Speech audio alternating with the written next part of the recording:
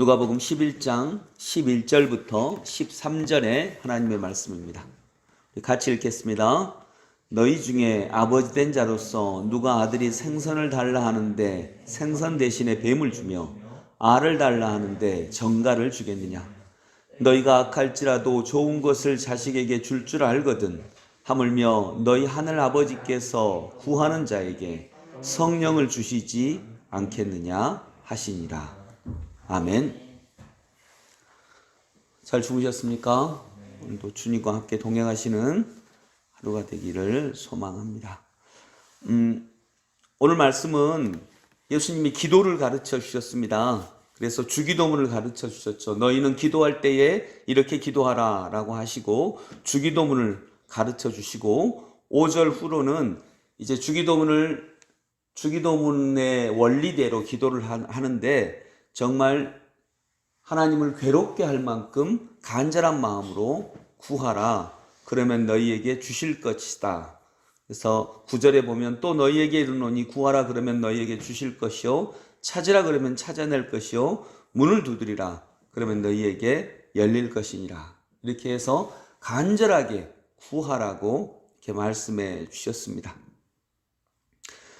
근데 구할 때 이렇게 간절히 구하는데 그리고 주기도문의 원리에 따라서 구해야 됩니다. 이렇게 구하는데 구하면 어떤 것을 주시겠는가? 제가 이전에 한 친구가 하와이에서 TTS 예수 제자 훈련을 받을 때 한 친구가 간절히 구했던 것이 있습니다. 이제 TTS 훈련을 3개월 마치고 나면 각 나라로 단기 선교 여행을 떠나는데 한 친구가 이제 호주로 떠나려고 하고 싶었습니다. 자기가 호주로 단기 선교를 받는 어떤 소망을 가졌습니다. 그래서 호주로 떠나려고 하는데 호주로 떠나려면 단기 선교를 주로 한 2달 정도 떠나거든요. 그래서 비행기 값만 해도 한 180만 원이 필요하다 이렇게 생각을 했었습니다. 180만 원이 필요한데 이 친구는 100만 원도 안 됐었습니다. 그때 가지고 있는 돈이 80만 원도 안 됐었습니다. 그래서 기도를 했답니다. 없으면 기도해야죠. 그래서 하나님 180만 원을 주세요. 180만 원을 주세요. 이렇게 간절히 기도했습니다. 그런데 180만 원이 생기지가 않습니다. 근데 이제 단기 선교를 갈 때가 거의 다 됐는데도 180만 원이 생기지가 않습니다. 그래서 이제 이 친구가 조금 약간 하나님한테 섭섭한 마음이 들었답니다. 하나님 180만 원이 필요한데요. 180만 원을 주세요. 180만 원이 마지막 날까지 그 돈을 내야 되는 마지막 날까지 180만 원이 안 됩니다. 그래서 그날 새벽에 조금 아쉬운 마음으로 하나님의 뜻이 어디 있습니까? 또 180만 원을 주셔야 되는데 하나님 제가 나쁜 일에 쓰고자 하는 것도 아니고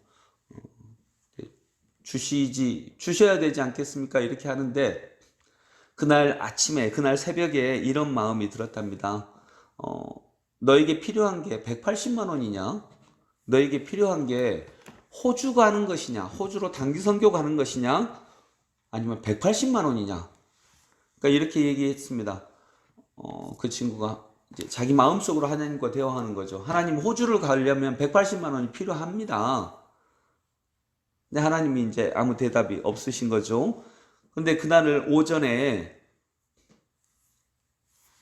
소식이 들려오는 게 뭐냐면 비행기 값 굉장히 싼 게 나왔다는 것입니다. 어쩔 때는 싼 게 나오잖아요.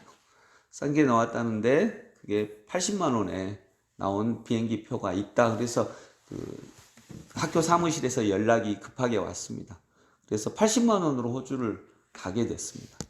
우리 생각으로는 180만 원이 있어야 호주를 가서 단기 선교를 한다고 생각을 하는데 하나님이 물으셨던 것처럼 너에게 필요한 게 180만 원이냐 호주 가는 것이냐 호주로 단기 선교를 가는 것이냐. 우리 생각에는 호주로 단기 선교를 가려면 180만 원이 필요합니다 라고 하는데 하나님은 그 목표를 80만 원에도 이루어 주시는 거죠. 오늘 너희 중에 아버지 된 자로서 누가 아들이 생선을 달라 하는데 생선 대신에 뱀을 주며 알을 달라 하는데 정갈을 주겠느냐. 그래서 여러분, 하나님은 우리 아버지이십니다. 근데 우리는 생선을 달라 할 수 있어요.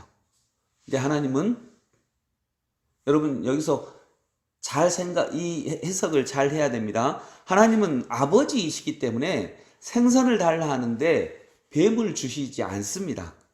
알을 달라 하는데 정갈을 주시지 않습니다.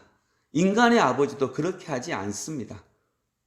13절에 너희가 악할지라도, 인간의 아버지는 혹시 악하죠. 근데 인간의 아버지도 악한 사람은 없죠. 근데 그럴지라도 좋은 것을 자식에게 줄 알거든. 하물며 너희 하늘 아버지께서 구하는 자에게 성령을 주시지 않겠느냐. 여러분, 어떤 아버지가 아들이 생선을 달라 하는데 생선을 주지 않고 뱀을 주겠습니까? 근데 꼭 생선만을 주시지는 않습니다. 어떤 경우는 말씀을 주실 때도 있습니다.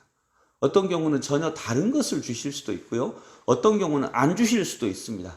그런데 우리는 믿는 거죠. 아버지가 주신다면 아마 이게 좋은 것일 거야 라고 믿는 것입니다. 즉 좋은 것을 주십니다. 내가 생선을 달라고 한다 그래서 꼭 생선을 주시는 건 아닙니다. 좋은 것을 주십니다. 내가 알을 달라고 한다 그래서 꼭 알을 주시는 것만은 아닙니다. 좋은 것을 주십니다. 하나님이 생각하실 때 좋은 것을 주십니다. 그러하면서 나를 바꿔내기도 하시고요. 때로는 아버지에게 좋은 것을 주시기도 하시고요. 근데 좋은 것이 뭐죠? 좋은 것이 어떤 것일까요? 너희가 악할지라도 좋은 것을 자식에게 줄 알거든. 하물며 너희 하늘아버지께서 구하는 자에게, 하나님 우리 아버지이시다는 것입니다. 여러분, 그 당시에 하나님을 아버지라고 부르면 왕입니다. 왕. 그리고 역적이죠. 둘 중에 하나예요. 그런데 아버지께서 구하는 자에게 성령을 주시지 않겠느냐. 즉 성령이 좋은 것입니다. 성령이 좋은 것이에요. 성령이야말로 우리가 구해야 되는 가장 좋은 것입니다. 여러분, 그래서 하나님은 우리에게 내가 생선을 주세요 라고 할 때 생선을 주시지 않고 성령을 주실 수도 있습니다. 성령이야말로 가장 좋은 것이라는 거죠. 그래서 여러분, 내가 만일 결혼을 하려고 하나님 이 남자가 좋습니까? 저 남자가 좋습니까? 근데 둘 다 비슷해요. 확 차이가 나고 한 사람은 아주 이상한 사람이고 한 사람은 정말 믿음도 없고 좋은 사람이라면 그건 뭐 당연한 거죠. 근데 둘 다 비슷해요. 하나님은 어떤 남자가 더 좋습니까? 하나님이 택하신 남자는 누구입니까? 그런 건 없어요. 비슷하다면 둘 중에 네가 택해라. 그러면 내가 너의 선택 위에 축복을 내리겠다. 그것이 우리가 성령을 받아서 결정하는 거라면 무엇이든지 좋습니다. 다만 내 욕심으로 구하는 거라면 그건 아니겠죠. 그래서 여러분, 성령을 주시지 않겠느냐. 우리에게 좋은 것은 성령입니다. 성령을 받았을 때 우리는 하나님께서 우리에게 무엇을 원하시는지도 가르쳐 주시고, 때로는 내가 선택한 것 위에 하나님께서 내가 욕심으로 선택하지 않았다면 거기에 축복을 주실 것입니다. 그래서 좋은 것, 즉 성령을 택하실 수 있기를 원합니다. 앞에 구절 10장 41절 42절 보겠습니다. 10장 41절 42절 같이 읽습니다. 시작. 주께서 대답하여 이르시되 마르다야 마르다야 내가 많은 일로 염려하고 근심하나 몇 가지만 하든지 혹은 한 가지만이라도 족하니라. 마리아는 이 좋은 편을 택하였으니 빼앗기지 아니하니라 하시니라. 이 좋은 편을 택하였다. 이게 이제 성령과 연관된 것을 택하였다. 말씀을 택하였다. 라고 하는 것입니다. 말씀 안에서 택하면 그 무엇이든지 하나님께서, 우리가 성령 안에 있다면 하나님께서 우리가 택한 것 위에 축복해 주시겠습니다. 고맙고 감사하시는 주님, 가장 좋은 것은 우리 주님께서 성령을 우리에게 주시는 것인 줄로 믿습니다.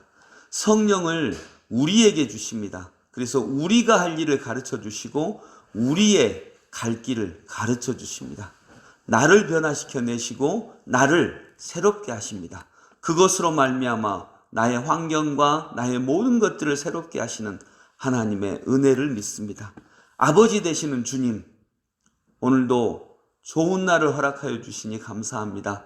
이 날들을 통하여서 우리의 기도를 하나하나 만들어 가 주시옵소서. 예수님의 이름으로 기도드립니다. 아멘.